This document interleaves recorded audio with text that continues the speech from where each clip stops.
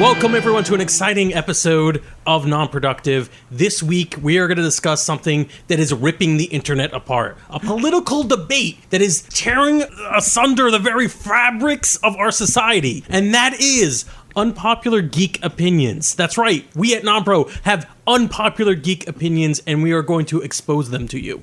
It's probably not the best way to phrase that. Right? Oh, God. No, that's Put probably that not away. good. Are we doing phrasing? We're doing, I guess, Archer isn't a good show. That is an example of a popular geek opinion that nobody has. I'm Frank. I am joined in studio by, let's do a round table, James. Pope. Big Papa Pete. Nate. Al. Cappy. and Matt. Say Matt. Matt. Well, I'm technically not in studio, so that's why I didn't say anything. Oh, there you go. And we have for you a list, how do I put this?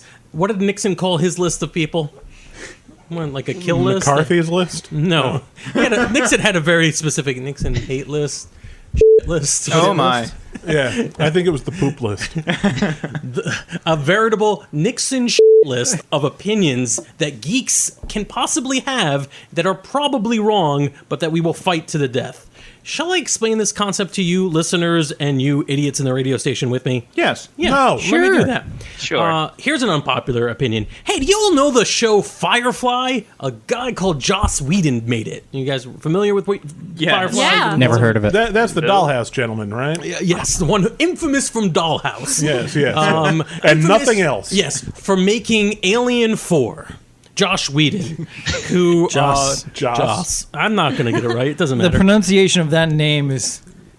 Is it a popular opinion? No. Firefly is one of...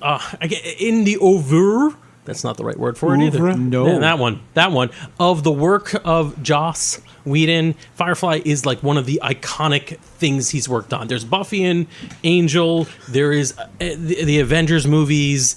He Much is ado about probably nothing. best known in many geek circles for Firefly, the show that everybody desperately wanted to see get renewed. My unpopular geek opinion is that Firefly should in no way, shape, or form be renewed, rebooted, restarted, launched into a movie franchise. I don't even really think it should get its own comic book universe. Firefly, it was great. It's had its day. That's my unpopular geek opinion. So, does anyone here have anything to say about that to me? Oh, James, you're raising your hand very politely while gritting your teeth. So, other than maybe the comic book universe, because I just don't care enough, Wow. I would Yes. agree, honestly. Anything, I feel like after so much distance has come from a franchise or from a property, a return is generally not good. I mean, think about all these belated sequels, all these things. Too much time has passed. Maybe this conversation would have been different, 6 months post Serenity, but now I like what all those other actors and Joss and everybody's doing, you know? But I feel like it's such a big verse. There's so much they could do. Yes, he tried to cram in a lot of his extra work into Serenity. But, I mean, we still have Nathan Fillion, who would definitely pick up the mantle once more. I think we could definitely do with some more Firefly. I'll argue that if you're talking about telling a different story in the same universe, then it's not Firefly anymore. We're telling a different story that just so happens to take place in a universe Firefly shared, which would still be with Frank's opinion that, it wouldn't be a continuation of the franchise. So is DS9 not Star Trek anymore? Or? I'm glad we brought this up. You guys have some interesting, valid, and wrong opinions. These are not correct. So, first of all, Nathan Fillion, I don't think he would pick up the role of Mal again. I mean, I'm sure he tweets about it in a nice way every once in a while, but I think he's desperate to move on to do anything else with his career. It has been over a decade. And just to He's pick in up, Halo. Thanks. What was that about? He basically plays the same character in Halo. No, he plays a different character in Halo. Your fanboy ass can't separate Nathan Fillion from Mal. No. That's not right. So as far as the entire universe of Firefly, Not interested. It worked for Star Trek. It also worked decades later for Star Trek. Next Generation, there was an animated series nobody cares about. Yeah, well, Popular Geek Opinions. And then years and years later, Next Generation, it was original series, the crappy animated series that literally no one cares about. And then Next Generation decades later, maybe in decades, I'd be willing to revisit the verse. But really, at this point, you're just getting aged actors in there. I'm not even trying to insult the actors. The show was great. Any attempt to revisit that show is just going to be a pale comparison. That is my geek opinion. It's over. Move on. Stop sharing these stupid memes. We have so many other franchises we can milk to death. Let's not worry about this one. And Brown coats forever. Did you say red coats forever? Brown coats. Oh, I thought you were like a Johnny Tremaine fan. I am. No, all right. I was actually looking up Johnny Tremaine earlier today. That's weird. I feel like this is begging for a Big Papa Pete segue, but we're not going to do it. No. We can't do that. We have vowed to stay on track this night. All right. Episode. So that's my unpopular geek opinion. James, you were on my side. I would say parroting my opinion. Do you have anything to say about a popular geek opinion? I do. Okay, So, good. as we mentioned earlier, that there are a lot of Star Trek shows in the Star Trek franchise that became very popular later on. Right. One of those shows that is generally not considered popular is a show that I actually really like, which is Enterprise, which is the third in the main series, quote unquote, of Star Trek that is a prequel. Trekkies out there will know the phrase "the main series." That is a prequel. No, they don't. It's the Next Gen, the original, and Enterprise are the ships that follow the Enterprise crew. The So- Enterprise arc is what us Trekkies call it. Is it? Yeah. Which Enterprise? Yeah. What letter? You think you're so cool? And screw your letters. Which universe? Don't judge my credit. Not the Kelvin universe, the original universe. See, I knew that. All right, good. He knew the name too. All right. So, I think Enterprise is actually really a decent show. Right? I like it quite a bit. I think it does a lot of things that really are fun for Star Trek, and it gets to branch out in a way that Star Trek generally didn't get to do with a show like the original series or Next Generation, but still being almost more Star Trek-y than those in it itself. It draws a lot of inspiration from Gene Roddenberry's original pilot, like having DePaul as the first officer, a woman and an alien, and being able to do a lot of things that they just couldn't do when they started with the original series. That's not to say it doesn't have its low points. Season 3 is a bit of a slog to get through, but I think 3 out of 4 ain't bad. Okay, I have a follow-up question. Okay. What do you think about the non-orchestral score to Enterprise, otherwise known as the power ballad theme song for Star Trek Enterprise? Not the score, the theme. The theme itself. Yes. Okay, so look, we're in the age of Netflix. That automatically skips, man. Just auto skip. So that's your Just auto that's your skips. defense. It's been a long road. Maybe I just don't like sci-fi shows that have like power ballads in their theme songs, like the John Bon Jovi opening to Firefly. Right? That's Bon Jovi light. Sorry. Okay. Yeah, Al, what were you gonna say? I feel before I like did that? James can make a case for like maybe the last season of the show where it finally found its footing before it was canceled. But as far as like he brought up to Paul as like oh man, this is progressive. They got this female like first officers like. Yeah, but you forget they found any excuse they could for her to take her shirt off in that show. They didn't. There is one episode. There is one It's a episode highly with memorable her, one. Yes, it's her and another character who literally had sexual tension, and there was a thing about it. No. And there What wasn't? There was only one excuse to have her take her shirt off. Exactly. Thank you. The whole point. That was every excuse. But every time because they came up with the weird gel thing where they had to like. That is literally the one episode. He's No, right. they kept doing. That's not one episode. They It do was that just all clip the showed time. a lot. They every time they will sit daisy chain each other and lotion each other up, and like when they come back into the Daisy ship. chain, This is for those of you wondering on AM radio, is when a group of people sit around and they weave daisies into a chain.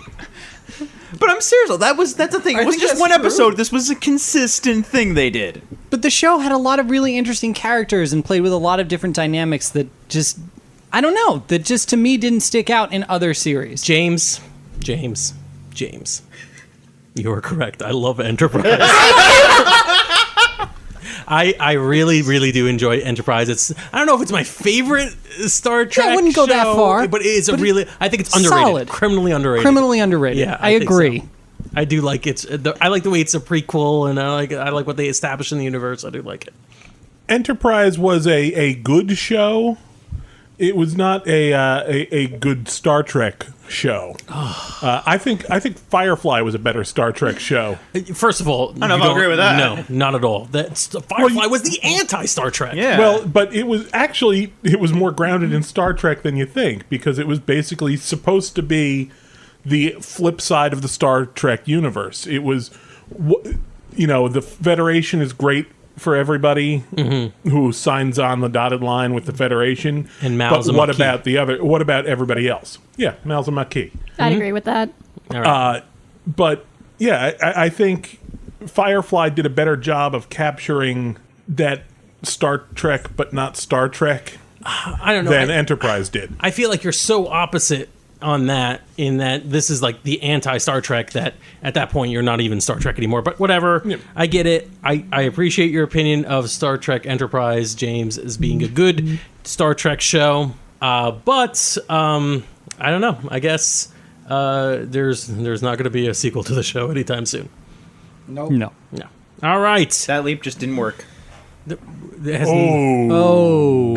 Scott Bakula joke. The Scott Blackula joke. There we go. That's right. Great that happened. Hey, Pope, save us from that. Bring up your unpopular geek opinion. I think the Nintendo 64 is better than the PlayStation 1. Oh, Which... all right. I mean, I'll argue that's just truth. Well, why? Why do you think the Nintendo 64 is better than the PlayStation 1? I feel like it was more of a communal system, whereas the PlayStation 1 was kind of locked in and kind of created the stereotypical shut-in video game nerd. Yeah, I mean, you could at most play two-player on that, right? And, the N64 was the first system to have, like, more than 2 ports put into it.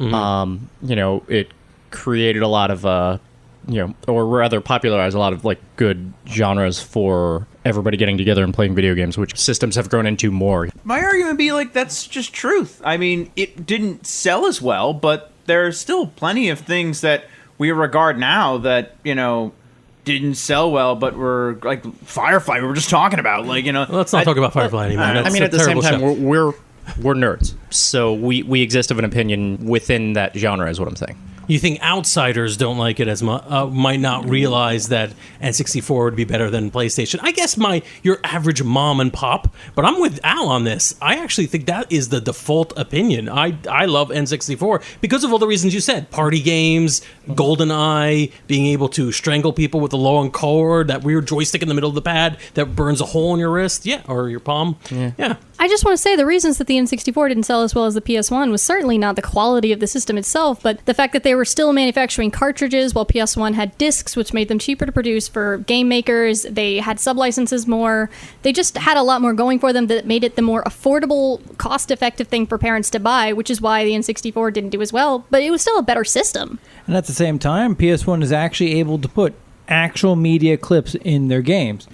The actual video of cuts from the James Bond movies in the games about James Bond is just better. So that's a 4 argument? It's 4. Yeah. Yeah, for 64? No. For the PlayStation. For PlayStation. Oh. But I feel like, I don't know, when I was growing up, everybody had the Nintendo 64. I didn't know anybody with the PlayStation until the PS2 came out. I feel like that's exact opposite with where I grew up, where I was the guy with the N64 amongst a lot of friends, where everybody was always coming over to my house to play Smash Brothers or Mario Party.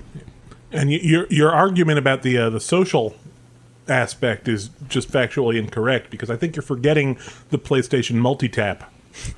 Oh my god! Which Should allow for four-player gaming. Would they sell 30 of those? I had one. I mean, here's the thing. I'm actually thinking that this might actually not be an unpopular geek opinion. This might be our first unpopular geek opinion. What do you guys think? Majority? Yeah, probably. Why it's really unpopular though, in that PlayStation 1 sold 3 times as many systems as the 64, which wasn't that much of a price difference, honestly. And truthfully, as much as either system really had definitive games, like the N64 had Super Mario 64, which kind of like revolutionized 3D gaming, Ocarina of Time, which is still regarded as one of the best games of all time, Super Smash Brothers, which kind of created the party fighting game, Mario Party, which kind of popularized the party game. The PlayStation had like 10 times as many games that really like revolutionized every genre. Like Final Fantasy VII kind of created the modern RPG. But where did Madden play best? Matt? I was gonna say I'm gonna be completely opposite you guys, and I'm gonna just disagree with this whole entire opinion. I'm gonna like turn this away from a unanimous popular thing.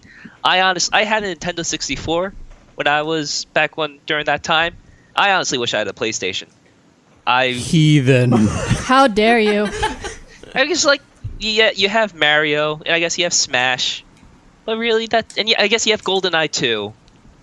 But you could only do so much with that. As it was mentioned before, it was kind of they were still using cartridges, so it was very limited on what you can do with them. It was still the same old Nintendo story, is that they heavily relied on their popular IPs that have been come and gone ad nauseum.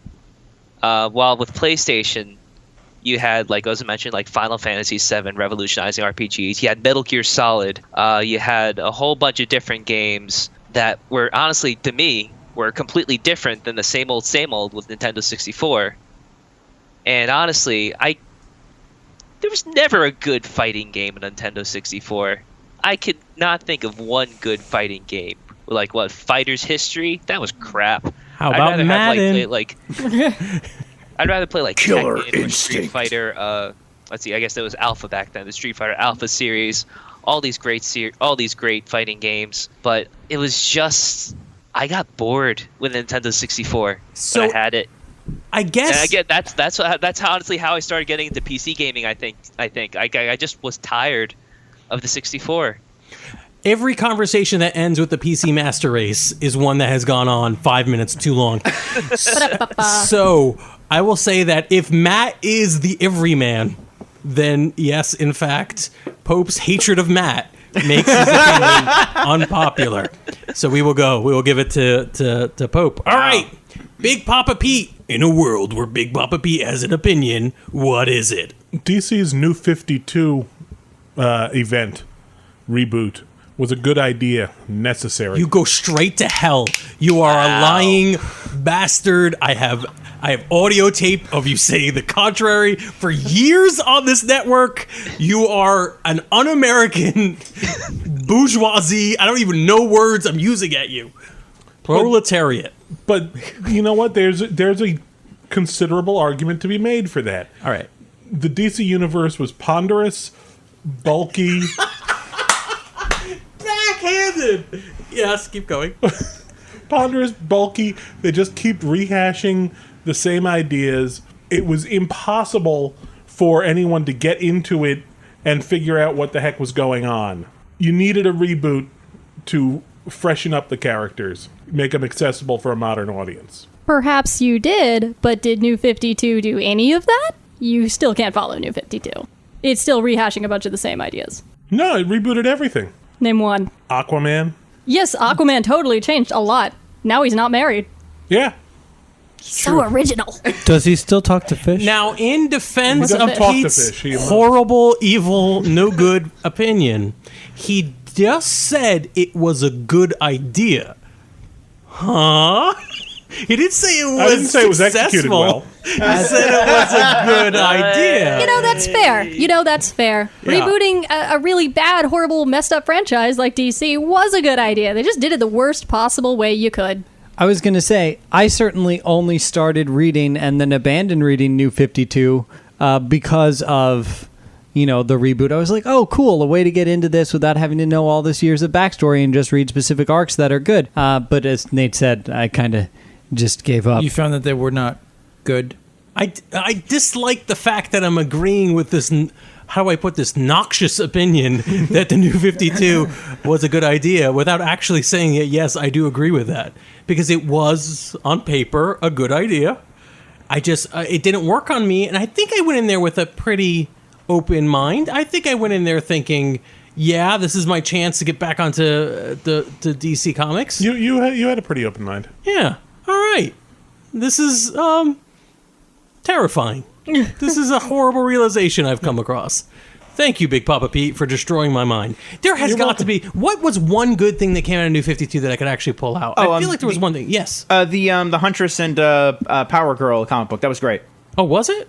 Yeah, that was a fantastic comic book that came out of New 52. All right, well, I didn't read it, so I can't say he's wrong. Damn it. They did have a really fun dichotomy with Dick Grayson being Batman and Damian Wayne being Robin, which That was was fun. cool. I did like Definitely that. flipped that dynamic upside down, which was fun, but then ended badly. Yeah. That was But before that was the pre- New 52. Yeah. No. There was a part before 52, but then they carried it into New 52. Yeah, but that's almost like... It was actually one of Bruce our was alive arguments. by the time they...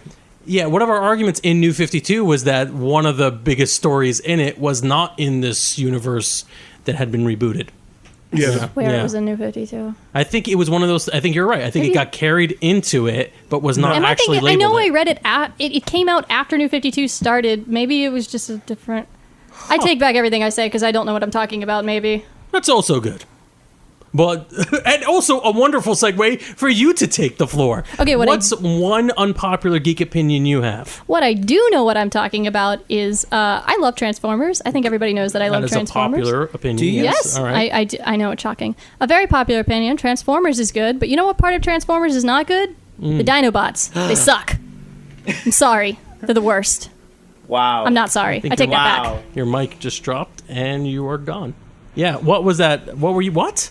James? So I think I might defend Nate here. I might be agreeing with her. Before you defend her, we keep doing this.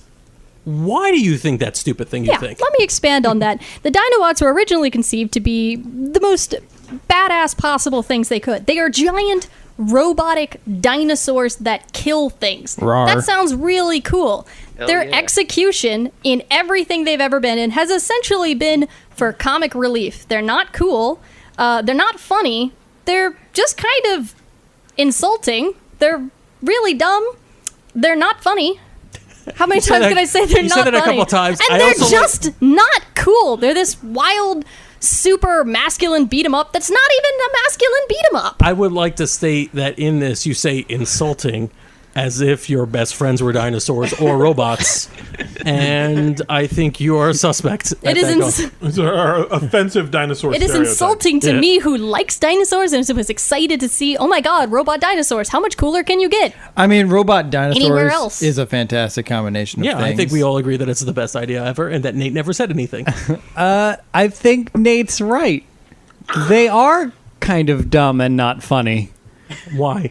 Why are they dumb and not funny? Because they're just... Don't twist my why. I'm like, why are you here? I hear. All right. Yes. No, I think I understand. I think what we're doing is we're talking about the Dinobots from the third or fourth movie. No. Oh, yes. No, we no, agree. no. The Michael Bay Dinobots were terrible. Okay, Michael but Bay moving on. That make They no were. sense. G1 was bad. TFA was bad. Where else did we have dinosaurs? They were all bad, except for Dinobot and Beast Wars, who was cool. All right, The only one. Megatron was a T-Rex on that one. He was okay, but he wasn't a Dinobot. Oh, Doesn't and count. whatchamacallit, all the Dinobots from Generation 1 All bad. were Bad. awesome. Bad. We're great. All bad. I mean, The worst. just the concept of the robots turning into animals and just... I never quite grasped that. It had plot points, but they're not Dinobots, though. They don't count. But they're animals. Yeah, but they're a different thing. Yeah, he's even talking about in Generation 1 that it was Oh, kind of well, confusing why they would, be robots in disguise as dinosaurs. Well, realistically, Realistically. As they a weren't dinosaur. supposed to be in disguise. They Yes. were just supposed to be Well, monsters that realistically- killed stuff. Then why No. did they need to transform? They were I big know. monsters that killed things. The whole plot of the Dinobots originally in G1 is that they went to a museum, they saw dinosaurs, and they were like, those Cool. things look like the next bomb we can make to win the war with the Decepticons. So they made a bunch of dinosaurs Everyone and then stop they killed and them. listen carefully to Nate's voice and what character is she playing. I don't know. It's a 1930s huckster who was apparently an Autobot. and My wanted God. to be a Look, man, dinosaur. G1 had some accents, okay? It's true. It's true. I'm actually. Don't come for me on this I'm not one. unconvinced that there wasn't actually a 1930s swirly mustache. I really need. Huckster. Can we soundbite? Can we soundbite that? There was a GoBot like that. No. No. All the Generation 1 characters were played completely straight. You can't. Oh, yeah, absolutely. And we here at Non-Productive have never done a sketch implying some of the My otherwise. gayest favorite Right. character is the giant purple griffin. Here's my argument for Dinobots. I can't believe I even have to do this. They were giant robot dinosaurs that were cool. Grimlock was But they awesome. weren't. Hannah, let me say it, and then you could tell me I'm wrong, because if I don't cut your mic. But like, they were giant. They were robots. They were dinosaurs. The toy was really cool. Grimlock was fun. That was kid comic relief. Goofiness is kid comic relief. And there were other forgettable names of dinosaurs. I think one was called Slag. That's good enough. I remember 2. I'm fine with that. He eventually became Sludge because slag means something No, else. no, in no. England. Sludge is a different one. He's Slug now. Sludge and Slug are 2 different characters. See, Well, there was Slorb too. the point Mech. is, it's educational. I'm just saying, me Grimlock isn't badass or cool. It's just kind of insulting to Awesome. the intelligence of what you think is cool. All right. Well, unfortunately, that happened, and we can't cut it out of the podcast because technology for doing that doesn't exist yet. Al, do you have something equally stupid to share with this group? Actually, yeah, I have a probably very unpopular geek opinion, which is that Pixar films are extremely overrated. Get the hell out of this building! Oh, we may have to ask you to leave. And I'm gonna be serious. Hurt you as a child. I'm gonna be serious right now. Like I can go. I have like a list of the films here, and I want everyone to pay attention to all the films I'm going over here. Yes. There's Toy Story, which is a great film. Yes. What- Yes. Let him make his arguments. Great film. Don't forget about that. If you But Bug's Life, not a bad Mm-hmm. film. I like that. It's not a bad film. There's Toy Story 2, good film. Yeah. We have Monsters Incorporated, not a bad film. It's a great movie. It's a great movie. Finding Nemo, a really good movie. A lot of people like that one. Fantastic. The Incredibles, which is really more of a Brad Bird pet project that I would rather like. Was you amazing. better start It's a making your Pixar argument movie. quick. So I know Because you're just. There's Cars, which is crap.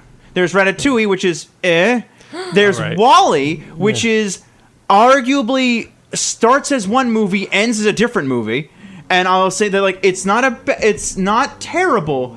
I'm breaking up with you. There's Up, which I'm gonna be honest right now. The first 5 minutes of that film are the only ones that matter.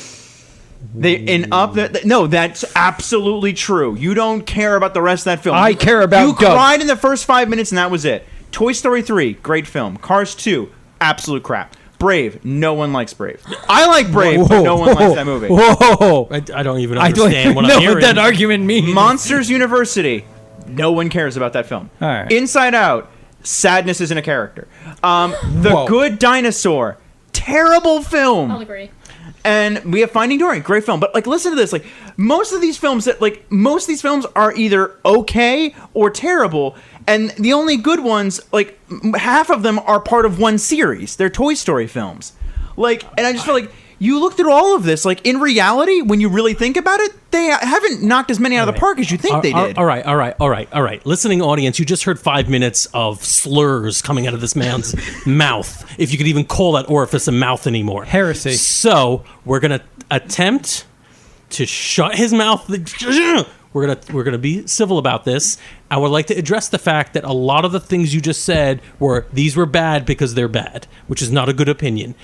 Nate. 2 things. 1, I think you are the only one here who has currently brought up what can truly be called an unpopular opinion because everyone at the table wants to murder you suddenly. Yep. No. 2, I thought all of those movies, except for The Good Dinosaur, was good. I didn't really like Cars 2, but I actually really kind of enjoyed Cars 1. All right, I want to make it a point that we can't just say what we like and what we don't like. We need to, and that might mean that, Al, you have to point things out. So let's do one thing at a time. The one thing you gave the best argument for, in that you had facts on it, was Up. Please explain how the first 5 minutes of Up are the only ones that matter. You get in the first 5 minutes Up, and it tells you a person's life story. It does what Pixar I think is really good. I was just telling a short, and it goes on and said, and like we go through the journey of this man's life and the loss when his wife dies and so on and so forth, and that's very emotionally impactful. And people cried. I cried.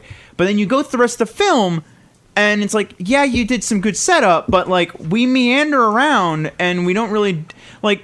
Nothing is as good as that first 5 minutes, and it has to, regardless of your opinion otherwise, has to compete with that first 5 minutes. I feel like you're mistaking what the story of Up is. The story of Up is not the loss of connection, but the regaining of connection.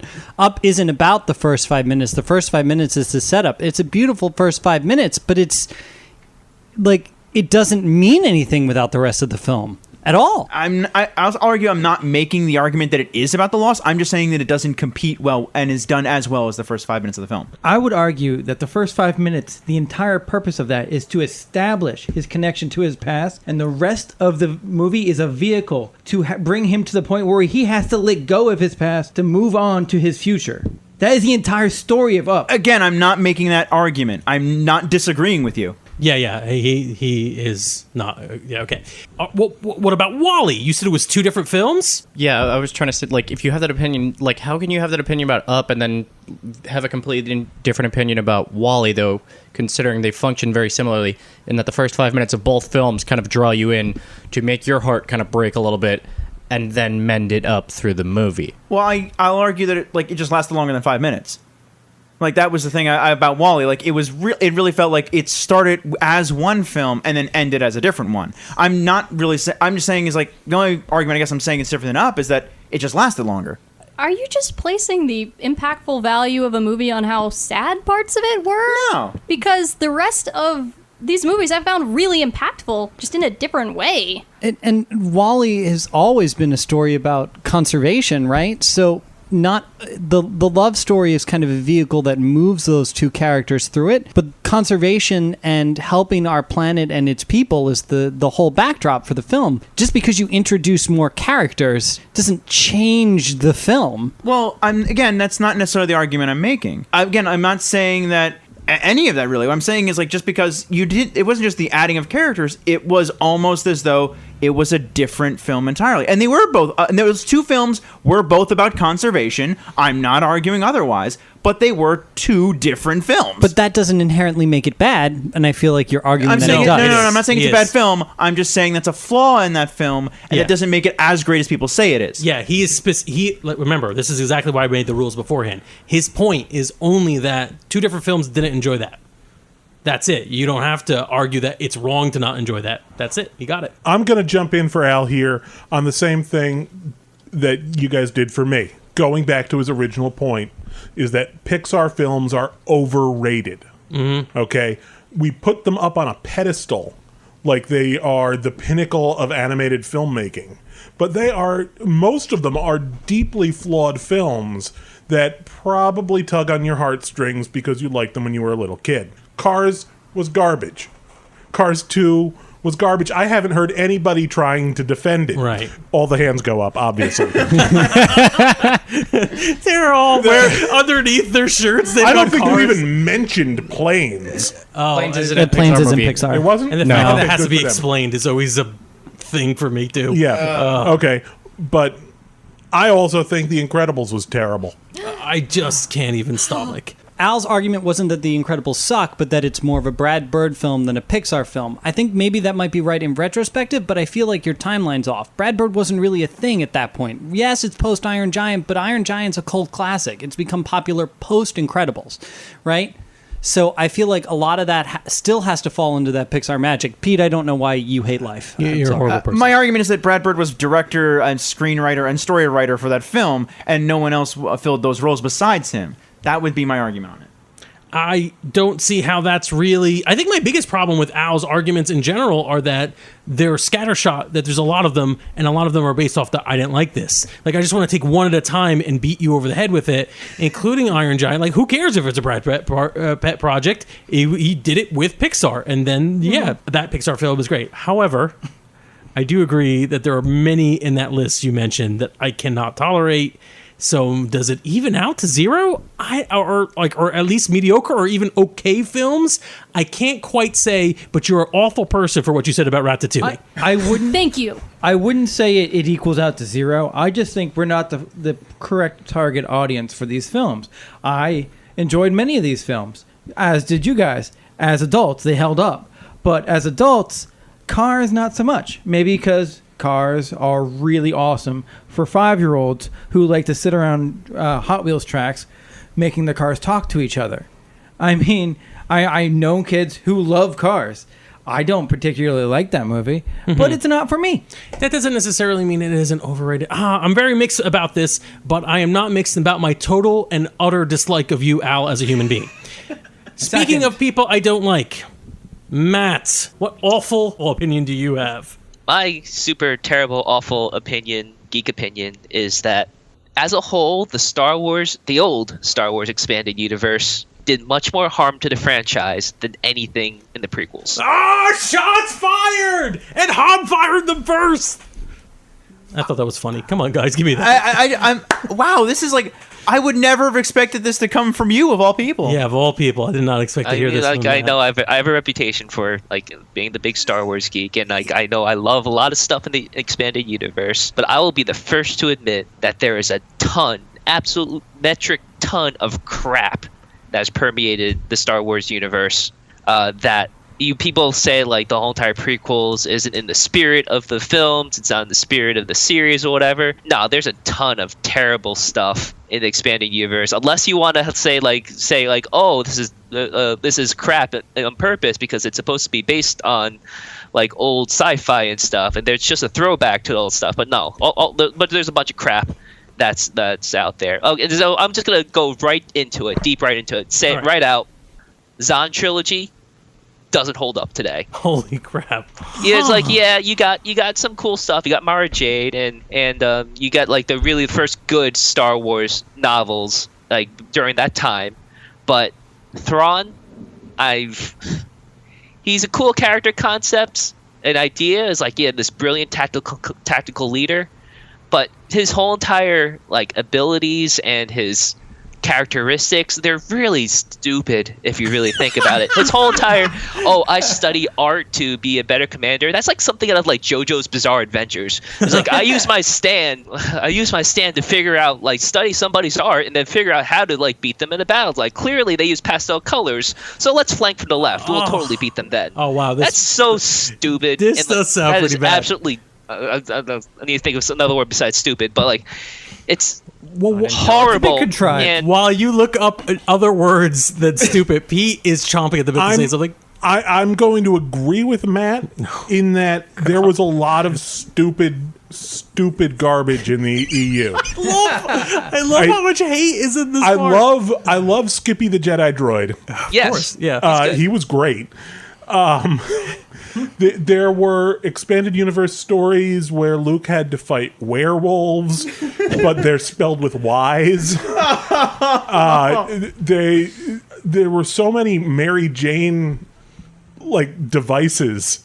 And Gary Stews. Yeah. I'm trying to remember the name of the thing that was like a ship the size of the Millennium Falcon, but it had the power of 20 Death Stars. Oh, you're talking about the Sun Crusher? The Sun Crusher? Oh, the mother effing Sun Crusher. Yeah, the Sun Crusher. Like piloted by this like edgy, rebellious Jedi teenager, Kip Duran, who somehow gets forgiven after all this, and then falls in love with Jaina Solo, and they like have this on and off romance with like her being like the super straight laced, by the book Jedi soldier, and him being the edgelord Jedi master. Oh, yeah. But that just leads me to my number one point. Like, I could go on more about with the Zahn trilogy, with evil clones with extra vowels in their name. But the main thing that really ruined Star Wars more than anything in the prequels, the Yuuzhan Vong. The New Jedi Order was a good, cool concept, executed horribly, especially with the main villains they introduced, the Yuuzhan Vong. The Yuuzhan Vong are the Roman Reigns of Star Wars alien races. They have them come in. They have like all the other evil alien races job out to them off screen. It was like, oh, the Saruk, yeah, they killed them. The Yvethin, oh, they're all dead because the Yuuzhan Vong are so freaking badass. I appreciate your hatred, but can you explain them? I can't. Is this a language? These Vong are these like aliens from this unknown part of space. They have ships made out of rocks, and they couldn't be like detected by the Force, and they were like these super badass things that like the weapons didn't work until they somehow adjusted everything. I think like lightsabers didn't even work against them until they like made some kind of BS adjustment to them. But the worst thing about it is that this whole entire series just led to one horrible decision after another. Let's take the most popular female character in the universe, Mara Jade, and then just make her a cripple. I can't think of one badass or interesting thing Mara Jade does in the New Jedi Order besides be sick and be occasionally snarky. I mean, I was going to say, like, Chewbacca, at its very worst, it's on the less end of bad things the Jedi Order has done. Chewbacca's Okay. No. We can I'm cutting take you off. this entire rant and just like cut every 5 minutes, and it'll be hilarious because it'll just be like a constant and another thing. I gotta cut you off like because if you want to kill a main character, fine. If you kill Chewbacca off, fine. And if you want to kill him, you better goddamn well drop a moon on him because that's the only way you're gonna kill him off. it's like arguing with a Trump spokesperson. Oh no!